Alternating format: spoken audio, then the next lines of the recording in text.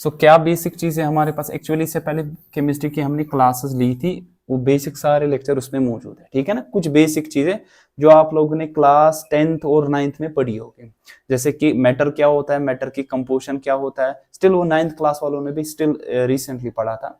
साथ में आपने वहां पे पढ़ा होगा उसके बारे में डाल्टन्स एटॉमिक थ्योरी, और भी पढ़ा होगा कि लॉज ऑफ केमिकल कॉम्बिनेशंस क्या है। मेन चीज जो हमारे पास है, जो हमारे पास यूज होता है, जो भी आपने लोअर क्लास में पढ़ा होगा, दैट इज एटॉमिक मास। ये बेसिक टर्म हमारे पास है, क्योंकि मोल कंसेप्ट पढ़ने से पहले हमारे पास जहां से एक्चुअली स्टार्ट होता है आपके पास फिजिकल केमिस्ट्री, उसको समझने से पहले आपके पास ये बेसिक टर्मिनोलॉजी मालूम होनी चाहिए। तो first of all, what is atomic mass? अगर मैं आपसे कह दूं what is an atomic mass, you will see that sir हमारे पास एक एटम होता है, किसी भी सबस्टेंस के एक एटम का जो वजन होता है उसको हम क्या कहते हैं सर? एटॉमिक मास कहते हैं, ठीक है ना। So it is the mass of one atom of an element. एक एलिमेंट के, क्योंकि आपको मालूम है एलिमेंट का जो कॉन्स्टिट्यूएंट पार्टिकल है जिससे एलिमेंट बना हुआ है वो क्या होता है सर? एटम। कंपाउंड का जो कॉन्स्टिट्यूएंट पार्टिकल जिससे वो बना होता है उसको क्या कहते हैं सर? मॉलिक्यूल। याद रखना, एलिमेंट का कॉन्स्टिट्यूएंट पार्टिकल क्या होता है सर? एटम। सर उसी एक एटम का जो वजन हमारे पास होता है that we called as an atomic mass कहते हैं, ठीक है। एक एटम का वजन क्या होता है, ठीक है। ये चीजें पढ़ी थी, मैं जस्ट रिकैप्चुलेट कर रहा हूं। साथ ही में हमारे पास कि एटॉमिक मास, क्योंकि एटम इतना छोटा है, we can not see through naked eyes, आप नहीं देख सकते। क्या आप इसको नेकेड आई से देख सकते हैं? नहीं देख सकते नेकेड आई से। इवन अगर आप यहाँ पे पावरफुल माइक्रोस्कोप भी लाओगे ना, पावरफुल माइक्रोस्कोप, स्टिल आप यहाँ पे एटम को नहीं देख सकते, ठीक है। ना तो आप नेकेड आई से देख सकते हैं, ना तो यूजिंग पावरफुल माइक्रोस्कोप से देख सकते हैं। अगर एटम इतना छोटा है तो इसका वजन कितना होगा? बहुत ही कम होगा। इसका वजन बहुत ही कम होगा। सर वो जो वजन कम होगा, कितना कम होता है सर? जब भी एक्चुअली आपने देखा होगा, जब भी हम मास को मेजर करते हैं ऐसे सिस्टम्स में, किस में करते हैं? What is the unit? शाबाश, केजी, है ना सर। केजी तो बहुत बड़ी बात है। अगर मैं बता दूं आपको एटम का साइज कितना छोटा है, एटम का साइज आप ऐसे कंपेयर कर सकते हो कि मान लीजिए आपके पास की एक पूरी अर्थ है, उसके सेंटर पे आपके पास आपने एटम रखा है। पूरी अर्थ है, उसके सेंटर पे आपने एटम रखा, या पूरी अर्थ है उसके सेंटर पे आपने एक फुटबॉल या टेनिस बॉल रखी। ये जो फुटबॉल या टेनिस बॉल क्या आप देख पाओगे? नो। अर्थ के सेंटर पे आपने रखा है, ठीक है ना। ये इतना छोटा है आपके पास, इतना छोटा आपके पास, you can not see through using powerful tool also, ठीक है ना। सो अंदाजा लगा, इतना छोटा, इतनी छोटी चीज, तो उसका साइज भी क्या होगा? बहुत कम। साइज कम तो वजन भी क्या होगा? बहुत ही कम होता है, ठीक है ना। You can not measure it into KGs. तभी हम इसको जो मेजर करते हैं ना एटॉमिक मास को, इट इज मेजर्ड इन एएमयूज में, ठीक है ना। It's measured in smaller unit, that is AMU, atomic mass unit. और इसको कभी कभार हम कहते हैं यूनिफाइड यूनिट, सिंपल यू से डिनोट करते हैं। एएम के माने क्या है सर? एटॉमिक मास यूनिट, ठीक है। या इसको हम क्या कहते हैं सर? यूनिफाइड यूनिट भी हम कहते हैं, ठीक है ना। बात आई समझ? ठीक है। अब ध्यान रखो, अब ये एक एएमयू कितना, देखो आप अंदाजा लगाओ। 1 एएमयू, अगर मैं एक एएमयू की बात करूं सर कितना होता है? Sir it's equal to 1.66 into 10⁻⁻24 gram. See 10⁻⁻24 gram, ये कितना हुआ? मतलब कि 1.66 को डिवाइड करना है 1 और 24 जीरो, या मतलब 1 10 100 1000 10 लाख 10 लाख करोड़ 10 करोड़ 100 करोड़, फिर गिनती मालूम नहीं है। सो इतना ये कितना छोटा होगा? बहुत ही कम। तो ये बहुत ही छोटा वैल्यू है। सो इन टर्म्स अगर आप केजी भी लिखोगे 10⁻⁻27 केजी आ जाएगा। सो बहुत ही छोटा वजन है इसका, ठीक है। तभी हम यहाँ पे एटम का जो वजन करते हैं दैट्स इन टर्म्स ऑफ, क्योंकि अगर आप लिखोगे, मैं बता दूं किसी एटम का वजन है 0.00000 फिर 1 ग्राम, तो इसको याद रखना बहुत ही मुश्किल है ना। इससे बेहतर है कि एक स्मॉलर यूनिट दीजिए सर, जो कि एक इंटीजर वैल्यू में आपके पास यहाँ पे वैल्यूज आ जाए कम से कम, ताकि उसको रिमेंबर करना बहुत ही ईजी हो। वही हमने कहा कि it's in terms of AMU. जिस तरह आपको मालूम है हाइड्रोजन का आप जो लेते हो इट इज 1 एएमयू, है ना सर, ये मालूम है आपको, ठीक है। इस तरह ऑक्सीजन का क्या लेते हो सर? 16 एएमयू। आपको बात आई समझ? ठीक है। तो फर्स्ट ऑफ ऑल हमने सीखा कि एटॉमिक मास क्या होता है। Sir atomic mass is nothing but it is the mass of one atom of an element. एक एलिमेंट के एक एटम का वजन कितना होता है। अच्छा, क्या हम मेजर कैसे करते हैं इसको, वो भी देखेंगे। अब किस में मेजर करते हैं, यूनिट क्या है सर, हमने कहा इसका यूनिट है एएमयू। सर क्यों नहीं केजीज, क्यों नहीं आपके पास ग्राम्स? वो रीजन ये है क्योंकि जो एटॉमिक मास जो है ये इतना छोटा वैल्यू होता है। क्यों? क्योंकि एटम इतना छोटा है तो उसका वजन भी बहुत ही कम होगा। वजन कम होने की वजह से हम स्मॉलर यूनिट्स का यूज करते हैं, जैसे कि एएमयू। एक एएमयू कितना होता है 1.66 इंटू 10⁻⁻24 ग्राम, बहुत ही छोटा वैल्यू इसका होता है। ठीक है, बात आई समझ? ठीक है, बात आई समझ? चलिए ठीक है। अब मसला एक है सर ये तो इतना छोटा है, ध्यान रखो ये इतना छोटा है, कैसे मेजर किया आपने सर? कैसे आप बताते हो हाइड्रोजन का इतना वजन है, कैसे आपने बता दिया कि ऑक्सीजन का इतना वजन है? जब भी देख नहीं सकते हम कैसे किसी चीज का मेजर करते हैं? वेइंग बैलेंस लाते हो, परमाणु इधर से रखते हैं, इधर से किसी चीज को हम कहते हैं 1 केजी 2 केजी 50 ग्राम 100 ग्राम 200 ग्राम, या डिजिटल वाले लाते हो, उसमें स्प्रिंग बैलेंस होती है। अब कैसे मेजर करते हो? तो डायरेक्टली आप फिजिकली करते हो। अब इसको कैसे करें जब कोई फिजिकल चीज, मतलब है तो है चीज लेकिन बहुत छोटी है, आप इस चीज को देख ही नहीं सकते, तो आप सिंपल मीन से मत इसको मेजर कर सकते हो। आजकल हमारे पास है टेक्निक्स, हम इसको मेजर कर सकते हैं। लेकिन इससे पहले आज से 100 साल पहले 50 साल पहले आप कैसे बताते थे इसका वजन ये, इसका वजन ये, इसका वजन ये है? कैसे हमने इसको मेजर किया? हमने एक रेफरेंस चीज ली। क्या ली सर? रेफरेंस। जिस तरह आप कहते हो कि मान लीजिए 10 केजी है, कैसे आप यहां से 10 केजी का परमाणु रखते हो, है ना, वेट रखते हो 10 केजी का, फिर कहते हो कि ये इसके बराबर वेट के बराबर है तो ये भी 10 केजी है। सपोज ये मान लीजिए बॉटल है 2 केजी, सपोज 1 केजी, आप यहां 1 केजी का क्या रखते हो सर? वेइंग वेट रखते हो, मींस परमाणु यहां से रखते हो, और अल्टीमेटली आप कहते हो कि ये इसके वेट के बराबर, इट मींस ये भी होगा 1 केजी, है ना। तो आपने उस वहां पे जो वेट यूज किया ना उसको एज रेफरेंस वहां पे लिया है कि नहीं। अब इसी तरह मैं आपसे कह रहा हूं कि इसके लिए हमने क्या रेफरेंस लिया? हमने रेफरेंस एक एटम को यहां पे चूज किया, वो कोई एटम होगा हमारे पास, ठीक है। तो स्टार्टिंग में हमने बहुत सारे एटम्स को चूज किया, लाइक हाइड्रोजन, हमने कहा हाइड्रोजन का एटम रेफरेंस रखते हैं। इसके मुकाबले में देखिए बाकी एलिमेंट्स के जो एटम्स है ना वो इससे हेवियर है कि या लाइटर है, ये तो होगा ना, या तो हेवियर हो सकते या तो लाइटर है। इस तरह उसके बाद ऑक्सीजन का हमने यूज किया, इसी तरह क्लोरीन का यूज किया। इनमें क्या प्रॉब्लम आई सर? इनमें ये प्रॉब्लम आई कि जो मेजॉरिटी आपके पास एटॉमिक मासेस का वैल्यू आया ना, मेजॉरिटी एटॉमिक मासेस, मतलब मेजॉरिटी का मतलब एट प्रेजेंट कितने एलिमेंट्स है? कितने एलिमेंट्स है? शाबाश, 118 है ना सर, 118 एलिमेंट्स है। अब तब तो इतने नहीं थे, अब मैं मान लीजिए आपके पास 50-60 एलिमेंट थे, तो मेजॉरिटी के माने 40, ठीक है ना। 40 एटॉमिक मासेस का जो वैल्यू है ना डिफरेंट एटम्स का, वो फ्रैक्शनल आया। क्या आया सर? फ्रैक्शनल। अब फ्रैक्शन को याद रखना आसान है कि इंटीजर को याद रखना आसान है ना सर। इनका फ्रैक्शनल आया सर, फ्रैक्शनल अगर आया तो क्या किया फिर आपने? हमने यहाँ पे पहले हाइड्रोजन, इस तरह ऑक्सीजन, इस तरह क्लोरीन, इस तरह कोई भी आप एटम यहाँ रेफरेंस ले सकते हो, कोई इश्यू नहीं है। लेकिन इनकी वजह से अगर मैं कैलकुलेट करूं डिफरेंट एटम्स का वजन, वो वैल्यू आया डेसिमल्स में, मतलब फ्रैक्शनल वैल्यू आया। सपोज किसी का आया 15.26549, अगर मैं बता दूं किसी का 15 और किसी का 15.160999, तो याद कौन रखना इजी है? 15। तो फिर हमने एट द एंड यूज किया कार्बन का। किसका सर? कार्बन का, ठीक है। हमने कार्बन का यूज किया, वो हमने लिया एज अ रेफरेंस। क्या लिया sir? As a reference. Reference scale मतलब मेजरमेंट के लिए हमने कार्बन एटम का क्या किया यूज? किसका यूज किया सर? कार्बन। और इसी कार्बन एटम के हिसाब से हमने सारे एटम्स का वजन मेजर किया। जितने भी एलिमेंट्स है, अभी भी जितने भी एलिमेंट्स आपके पास है उनका एटॉमिक मास आपको मालूम है ना। हाइड्रोजन जिसका 1 एम, ऑक्सीजन का 16 M, it's with respect to carbon atom, it's with respect to, और वो भी वो कार्बन एटम इसके आइसोटोप्स है। कार्बन एटम वो जिसका मास 12 है। कितना सर? जिसका मास 12 है, जिसका हम 12 AMU लेते हैं, ठीक है ना। आपको बात आई मेरे समझ, ठीक है। अब यहां पे इसको हमने रेफरेंस लिया। अब इसके मुकाबले में जितने भी एटॉमिक मास है उनको हम कहते हैं आप सर क्या? Relative atomic masses. सो जितने भी आपके पास एटॉमिक मासेस का वैल्यू मालूम है ना, वो सारे कौन से एटॉमिक मासेस है? Relative atomic mass. These are atomic mass of that particular atom, मतलब वो एलिमेंट का एटम होगा with respect to an atom of carbon 12 isotope. Isotope आपको मालूम, बचपन में पढ़ा होगा, हमारे पास कुछ स्पीशीज होते हैं जिनका सेम एटॉमिक नंबर होता है but different mass number. Suppose for example आपको बता दूं, हाइड्रोजन है ना, इसके 3 आइसोटोप्स है, जिसका मास 1 है, और एक है जिसका 2 है, जिसका 3 है। आगे जाके हमें इसके बारे में डिस्कस भी करना है। अब ये देखो एटॉमिक नंबर क्या है, 1 है ना सर। इस वाले हाइड्रोजन आइसोटोप का भी 1, इस वाले का भी 1। देखो मास डिफरेंट है, इसका 1, इसका 2 AMU, इसका 3 AMU। इसको हम कहते हैं प्रोटियम, है ना, सुना होगा। इसको डिटेरियम कहते हैं, इसको हम क्या कहते हैं, ट्रीटियम कहते हैं।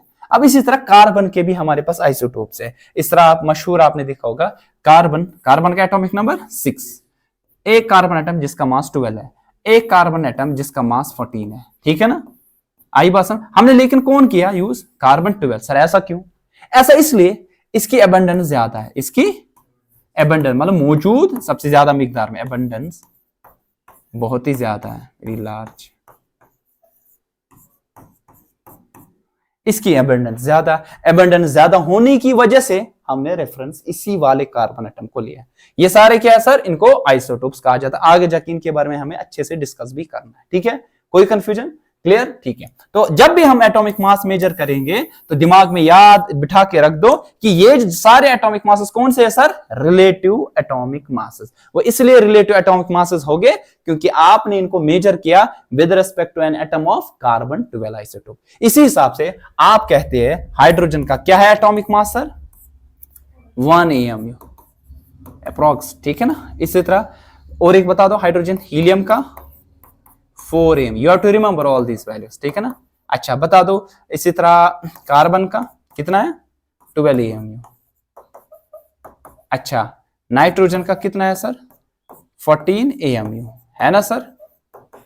अच्छा ऑक्सीजन का कितना है सर, 16 AMU, ऑक्सीजन के एक एटम का वजन। अच्छा बता दो आपके पास, अच्छा बता दो सोडियम का कितना है, मतलब मैं वो बता रहा हूं जो यूजुअली हम फ्रीक्वेंटली यूज करेंगे जो एलिमेंट्स का, ठीक है ना। सोडियम का बता दो, शाबाश, 23 AMU। मैं इनका एटॉमिक मास कह रहा हूं ना कि एटॉमिक नंबर, ठीक है ना। सोडियम का एटॉमिक नंबर कितना है, 11, ठीक है। आगे जाके इसको सीखना भी है कैसे याद करेंगे। अच्छा बता दो मैग्नीशियम का 24 होता है, ठीक है ना। और एक बता दो, शाबाश, फास्फोरस का 30 होता है, इट इज 30 AMUs।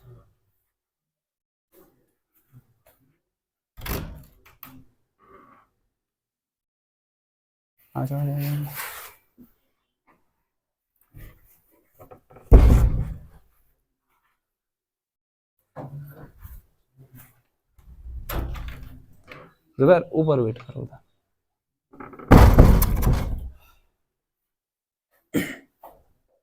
फास्फोरस का कितना है सर, 30 AMU।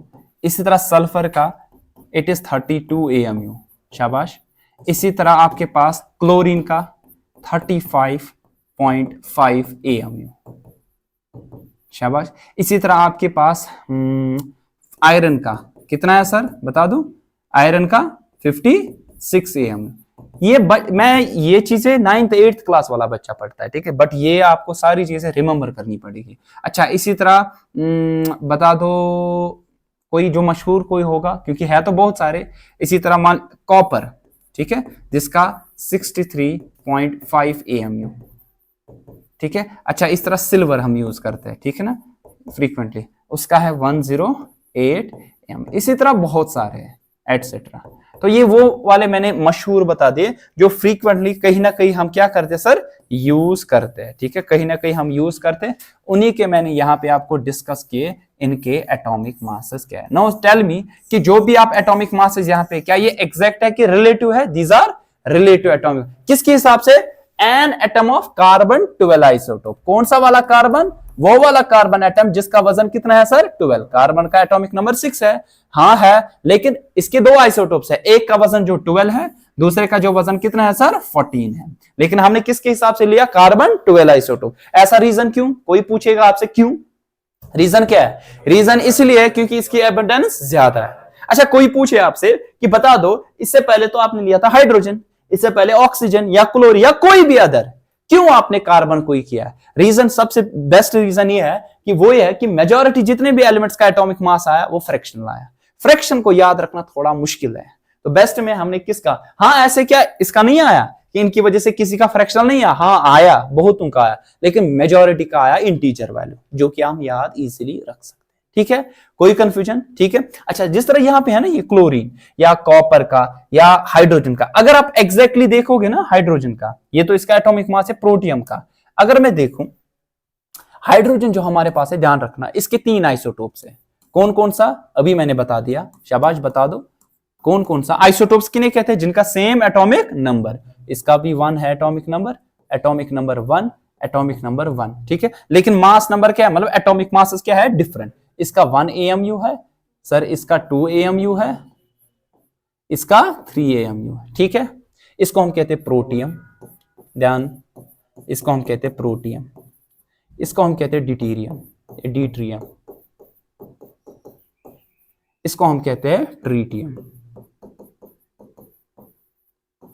प्रोटियम, डिटीरियम, और इसको हम क्या कहते हैं sir, tritium. These are the isotopes, किसके सर आइसोटोप्स है, ध्यान रखो, these are the isotopes of hydrogen. Hydrogen ये क्या वहां कार्बन है तो दीज आर चलो कोई मसला नहीं, these are the isotopes of hydrogen. अगर कहा मैंने आइसोटोप क्या हो, तो इन आइसोटोप्स इनका क्या होता है, these are those elements which are same atomic number.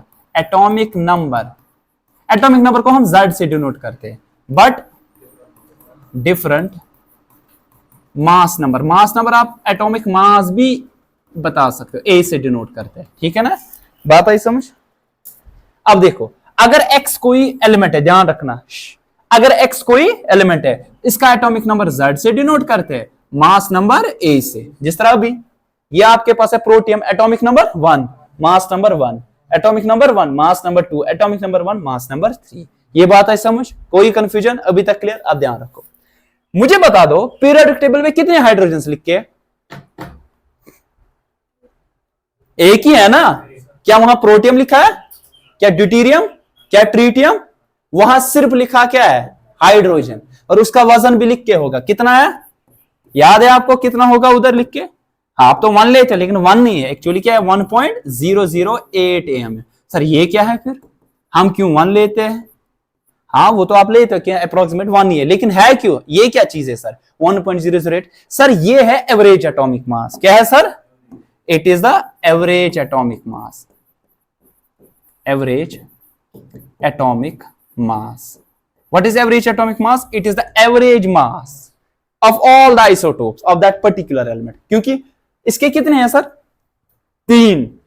अब जो प्रोटियम वाला हिस्सा ना, इसकी एबंडेंस 99.99% है, नियर अबाउट, मतलब ज्यादातर सिर्फ यही है। तो ज्यादातर कौन पाया जाता है सर, ये ज्यादातर पाया जाता है कौन, प्रोटियम। अगर इन दोनों की बात करें ना, ये दो, ये ट्रीटियम रेडियो एक्टिविटी है, ये आपके पास ड्यूटीरियम जो ट्रीटियम, इन दोनों का इनका 0. शाबाश बता दो क्या आ जाएगा, यहां पे 99, तो 0.01%, बहुत ही कम, बहुत ही कम। तो मुझे बता दो जो एवरेज इनका आएगा, एवरेज कैसे, क्या डायरेक्ट कैसे लेते हैं एवरेज, जिस तरह बचपन में आपने पढ़ा एवरेज कैसे लेते हो, सम डिवाइड बाय टोटल कितने हैं।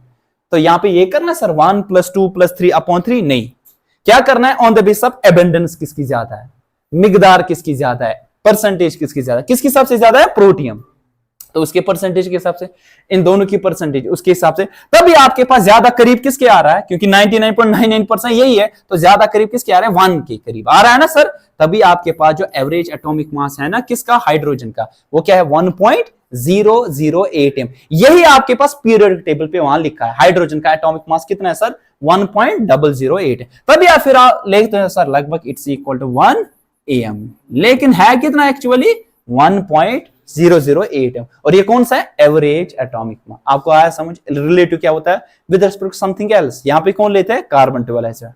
अब average, it is the average mass of all the isotope, जितने भी आइसोटोप्स है उनके एटॉमिक मास, किसके हिसाब से, परसेंटेज के हिसाब से। ठीक है ना, तो हम यहां पे लिखेंगे it is the average atomic masses of, शाबाश, all the isotopes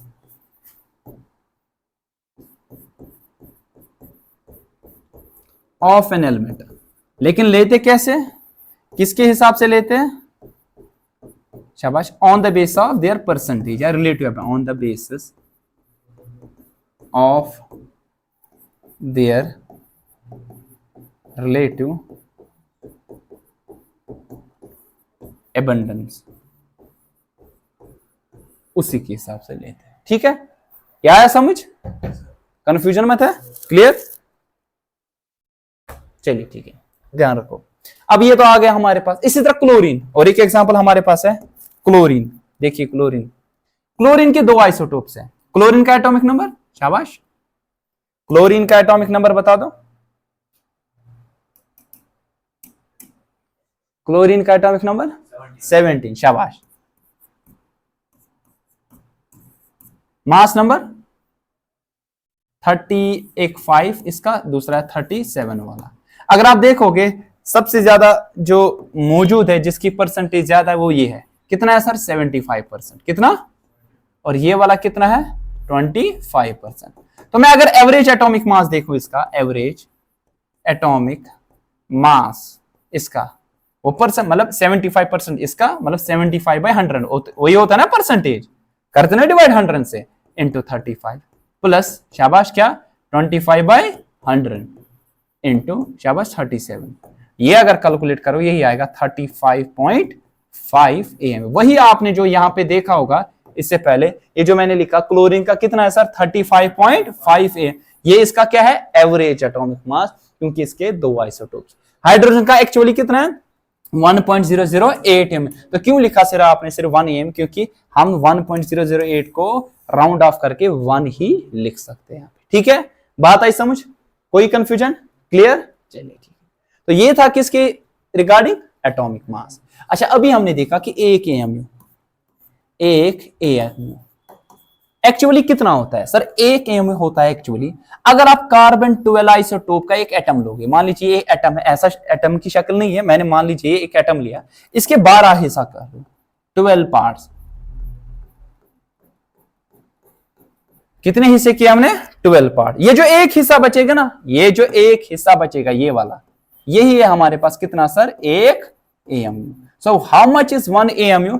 it is 1/12th part, 1/12th part of N atom of किसका सर? कार्बन 12 आइसोटोप, वो वाला आइसोटोप जिसका मास 12 है। ठीक है सर, बात आई समझ? किसी को और समझाना है? ठीक है, और यही हमने अभी बता दिया ना इसका वैल्यू कितना है। कितना है सर? एक AMU कितना होता है सर? 1 पॉइंट, ये कैलकुलेटेड है, 1.66 इंटू 10⁻⁻27 kg लिख सकते हो, या ग्राम्स में अगर आपको लिखना होगा 1.66 10⁻⁻24 ग्राम्स। बहुत छोटा है। बात आई समझ? कोई कंफ्यूजन? क्लियर अभी तक? अच्छा, क्या हमारे पास आजकल डिफरेंट मीन्स है सर जिससे हम डायरेक्टली एटॉमिक मास को मेजर कर सकते हैं? हाँ, डायरेक्टली हम कर सकते हैं। उसको हम कहते हैं एक्स-रे डाइफ्रैक्शन मेथड। क्या कहते हैं सर? एक्स-रे डाइफ्रैक्शन एक फिनोमिनन है, ये आप 12th क्लास में पढ़ोगे। एक्स-रे डाइफ्रैक्शन मेथड, ये कौन सा मेथड है? हम इससे directly parameters of atom calculate कर सकते हैं। पैरामीटर्स में बहुत सारे, सब रेडियस इसका, साइज इसका, मास, बहुत सारे parameter. Directly calculate parameters of atom, atom के जितने भी पैरामीटर जिससे एटम जाना जाएगा, इसका साइज क्या है, इसकी शेप क्या है, इसकी प्रॉपर्टीज क्या है, जितनी भी मेल्टिंग पॉइंट, वॉल्यूम, जो भी प्रॉपर्टी आपको किसी सैंपल को बताना है, इस किसी सैंपल का, आप इस मेथड का यूज कर सकते हैं। ठीक है, डायरेक्टली आप बता सकते हैं। ठीक है, वरना इससे पहले जो हमने अभी तक पढ़ा, अब बताओगे ये क्यों पढ़ रहे हैं? क्योंकि कम से कम हिस्ट्री तो मालूम होनी चाहिए ना आपको, कैसे एटॉमिक मास का कंसेप्ट आया, कैसे एटम का कंसेप्ट आया, ये सारी चीजें जिस तरह आपने पढ़ा होगा कि डिस्कवरी ऑफ इलेक्ट्रॉन पहले, फिर प्रोटॉन, फिर कैसे एक मॉडल एटम थॉमसन, फिर रदरफोर्ड, अल्फा स्कैटरिंग एक्स में 9th क्लास की बात कर रहा हूं। मुझे मालूम है आप सबको याद नहीं है, वो अलग बात है, लेकिन पढ़ा है 9th क्लास में। फिर आता है बोर्स मॉडल ऑफ एटम, जो कि बुनियाद है एक्चुअली। फिर उसके बाद इस क्लास में आप पढ़ोगे, इसके बाद नेक्स्ट यूनिट हमारा है सम बेसिक कांसेप्ट के बाद एटॉमिक स्ट्रक्चर, वहां पे पढ़ोगे quantum mechanical model of atom. ठीक है, एक्चुअली जो क्वांटम मैकेनिक्स पे डिपेंड है, जो आजकल चलता है एक्चुअली एटम क्या है। ठीक है, जो आजकल दिखता है। ठीक है, जो दिखता है वही बिकता है। यह है समझ? चलिए ठीक, ये था हमारा एटॉमिक मास। इसी तरह हमारे पास है सर मॉलिक्यूलर मास। जरा बता दो वरना तो आपको मालूम है कि एटॉमिक मास जस्ट एक लाइन में आपने लिखा, मॉलिक्यूलर मास भी एक लाइन में आपने लिखा, लेकिन एक्चुअली इसकी बुनियाद क्या है, हिस्ट्री क्या है, कैसे कैलकुलेट करते हैं, ये सारी चीजें मैंने आपको एक्सप्लेन कर दिया। अब बता दो मॉलिक्यूलर मास क्या होता है, क्या होता है मॉलिक्यूलर मास?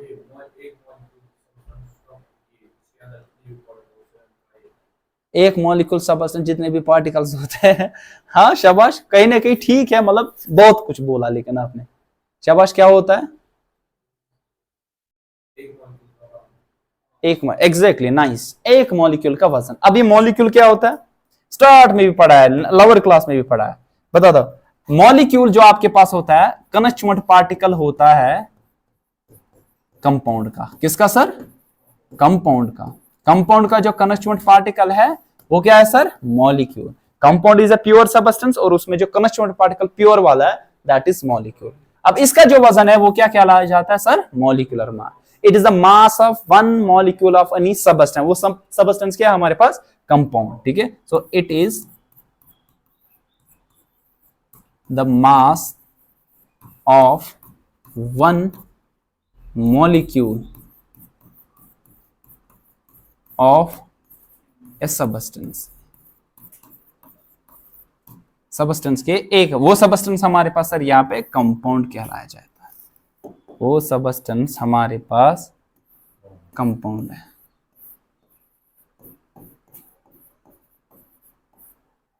ठीक है, चलिए ठीक है। अब मॉलिक्यूलर मास कैसे कैलकुलेट करते हैं sir? Molecular mass, let's take an example, CO2। ये आपके पास मॉलिक्यूल है कार्बन डाइऑक्साइड। सर ये कैसे कैलकुलेट किया? It is the sum of atomic mass, sum of different elements जो कि एक मॉलिक्यूल में हो गए फिक्स्ड रेशो में। जिस तरह कार्बन का कितना है 12, ऑक्सीजन का कितना है 16, लेकिन कितने हैं 2, तो टोटल ऐड करके 6 into 32 + 2 is 44 AMU। अच्छा ये मुझे बता दो,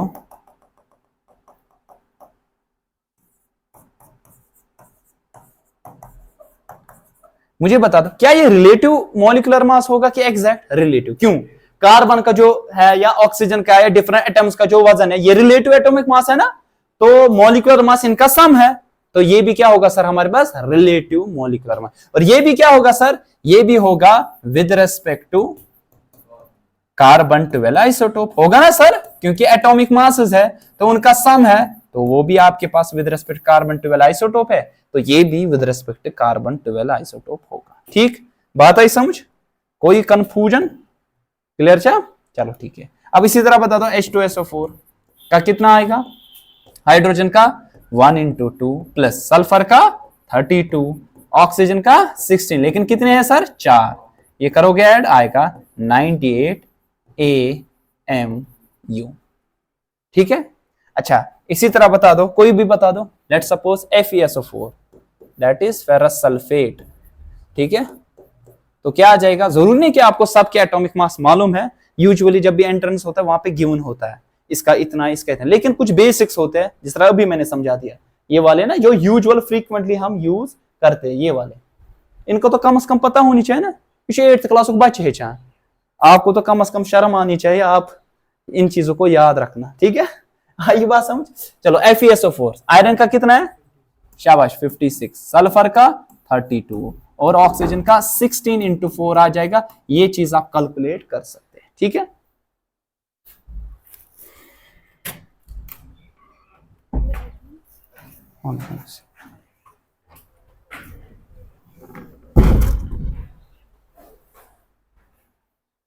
ठीक है। इसी तरह आपके पास HNO3 नाइट्रिक एसिड कैसे कैलकुलेट करें सर? हाइड्रोजन का 1 AMU, नाइट्रोजन का कितना है सर? 14 AMU और ऑक्सीजन का 16 into 3, ये भी कैलकुलेट कर सकते हैं। अच्छा ग्लूकोज मॉलिक्यूल क्या है फॉर्मूला? C6H12O6। बता दो क्या आ जाएगा? कार्बन का 12 into 6 प्लस हाइड्रोजन का 1 into 12, अच्छा ऑक्सीजन का शाबाश 16 into 6, क्योंकि ये वैल्यूज है ना यहाँ पे जो अभी मैंने बता दिया आपके पास, ये सारे वैल्यू जो आपने बेसिक पढ़े हैं, कार्बन का क्या है, बाकी एलिमेंट्स का क्या है, जो कि बेसिक आपके पास एलिमेंट्स है। ठीक है,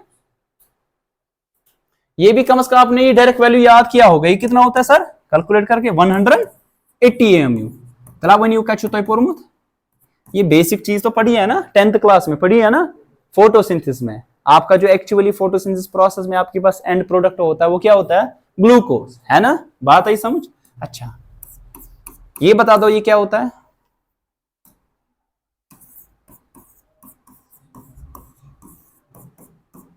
ये क्या होता है, अल्कोहल? नहीं, अल्कोहल कैसे, क्या होता है?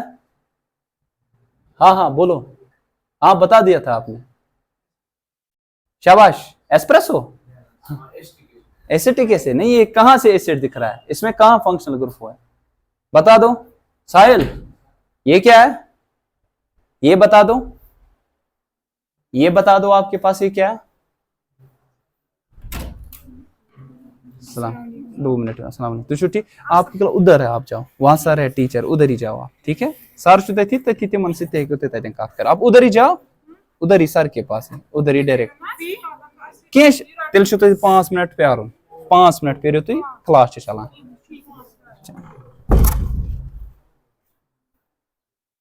बता दो इसको क्या कहते हैं, सक्रोज, आय गुपन छो तो सक्रोज है ना, केन शुगर छु बूझमुत, घर छु खंड खेवा, टेबल साल्ट छु पे काछ बना नून NaCl, तो टेबल शुगर आपके पास सक्रोज होता है, जो घर में टेबल शुगर का मतलब क्या होता है, टेबल साल्ट जो अवेलेबल आपके पास घर में होता है, यानी कि उस टेबल पे से, ठीक है, तो सक्रोज, तो इसकी फॉर्मूला है ना आपको C12H22O11, तो क्या इसका मास आएगा 12 इंटू 6 प्लस 1 इंटू 22, शाबाश, प्लस 11 इंटू क्या आ जाएगा 16, ये चीज आप कैलकुलेट कर सकते हो, ठीक है। अच्छा आपको एक्चुअली पता है जब सक्रोज की हाइड्रोलिसिस करते हैं, तो 10th क्लास पर फोटोसिंथेसिस, जब सक्रोज की हाइड्रोलिसिस काचवना हाइड्रोलिसिस किसे कहते हैं, साहिल बता दो। Exactly, we add the water molecule, we add the water molecule, वहां पे आपके पास बनता है एक मॉलिक्यूल ग्लूकोज का C6H12O6 और एक मॉलिक्यूल बनता है फ्रक्टोज का। सर इनकी मॉलिक्यूलर फॉर्मूला तो सेम है बट ओरिएंटेशन डिफरेंट है, ज्योमेट्री डिफरेंट है, या आप पढ़ोगे क्लास 12th क्लास में आगे जाके पढ़ोगे आइसोमेरिज्म जब सीखोगे, या आपके पास ग्लूकोज मॉलिक्यूल है या आपके पास फ्रुक्टोज मॉलिक्यूल है, ठीक है, मॉलिक्यूलर फॉर्मूला देखो है ना सेम, आपने पढ़ा है ना 10th क्लास में कार्बोनेट्स कंपाउंड्स, वहां पे पढ़ोगे ना आइसोमेरिज्म, स्ट्रक्चरल आइसोमेरिज्म, है ना, स्ट्रक्चर सेम है ना, आपने पढ़ा होगा, मॉलिक्यूलर फॉर्मूला सेम, स्ट्रक्चर आपके पास सेम, अब किस अंदाज से डिफरेंट है, किसी का फंक्शनल ग्रुप डिफरेंट होता है, किसी की चेन डिफरेंट होती है, अब यहां पे अलग टाइप का आइसोमेरिज्म है, ये कैसे आप पढ़ोगे, आप आगे जाके पढ़ोगे इंशाल्लाह ऑर्गेनिक केमिस्ट्री में भी, और साथ ही में 12th क्लास में इन डिटेल पढ़ोगे कार्बोनेट्स कोऑर्डिनेशन कंपाउंड में, ठीक है। तो ये एक फ्रक्टोज है, दूसरा वाला कौन सा है, ग्लूकोज, इनका दोनों का क्या आ जाएगा, मास सेम है ना, 180 और 180, लेकिन ये तब बनता है जब इसकी क्या करते हो आप सर, हाइड्रोलिसिस, ठीक है। अच्छा बता दो एटॉम मॉलिक्यूलर मास क्या आ जाएगा, CaOH होल ट्वाइस, क्या आ जाएगा इसका, कैल्शियम का कितना, शाबाश 40, शाबाश, ऑक्सीजन का 16, कितने हैं ऑक्सीजन, 2 है, तो 16 इंटू 2, शाबाश, हाइड्रोजन 2 है, 1 इंटू 2, ये चीज कैलकुलेट कर सकते हो। मेरा कहने का अगर सिर्फ इतना ही है, how you can calculate the molecular mass if you know all these things, क्या चीज है सर, अगर आपके पास एटॉमिक मास बेसिक आपके पास यहाँ पे एलिमेंट्स का पता होगा, अगर ये चीज मालूम है आप हर एक चीज कैलकुलेट कर सकते। अच्छा साथ ही में हमने पहले सीखा कि एक्चुअली क्या होता है आपके पास एटॉमिक मास, कैसे कैलकुलेट करते हैं, और साथ ही में हमारे पास एग्जैक्ट एटॉमिक मास नहीं है, it's with respect to carbon 12 isotope, जिसको हम क्या कहते हैं सर, रिलेटिव एटॉमिक मास, ठीक है। सो रेफरेंस हमने ये लिया, फिर हमने ये भी सीखा कि एक्चुअली किसी के बहुत सारे आइसोटोप्स होते हैं, आइसोटोप्स हमने सीखा, same atomic number different mass number, atomic mass, फिर इनका हम क्या लेते हैं सर, एवरेज, जिसको हम क्या कहते हैं सर, एवरेज एटॉमिक मास, ठीक है। फिर अल्टीमेटली हमने सीखा मॉलिक्यूलर मास क्या होता है और कैसे हम इस चीज को कैलकुलेट कर सकते हैं। जरा कुछ मॉलिक्यूल्स बता दो जिनके आप खुद कैलकुलेट कर सकते हो, इनके आप कर लेना, KMnO4, इसको क्या कहते हैं, का नाम है तू, हाँ इसको क्या कहते हैं, पोटेशियम परमैंगनेट, ठीक है ना। अच्छा K2Cr2O7, पोटेशियम डाइक्रोमेट, ठीक है। अच्छा इसी तरह कोई खतरनाक चीज बता दो ना जो मॉलिक्यूल आपने सुना होगा, कोई खतरनाक बड़ा मॉलिक्यूल। अच्छा ये तो सुना होगा CH3COH है ना, इसको क्या कहते हैं? COH। हाँ उसी को तो एसिटिक एसिड कहते हैं जो आप बता रहे थे अभी, है ना।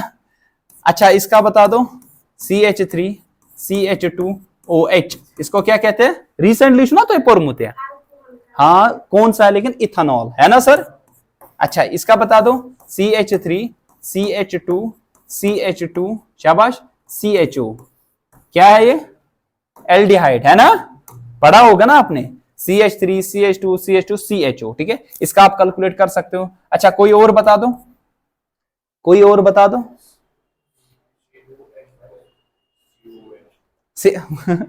C2H5 आप मांगो को नहीं, COH, ये क्या है सर? प्रोपेनोइक एसिड, है ना सर। 3 कार्बन है ना, 1 और 2 यहाँ पे, ये फंक्शनल ग्रुप का भी आपके पास तो क्या मानियो अल्कोहल। हाँ अच्छा बता दो और कोई, ये मैथियम, बाकी और कोई? अच्छा वही AlCl3 सुना, एल्यूमिनियम क्लोराइड। अच्छा और एक कोई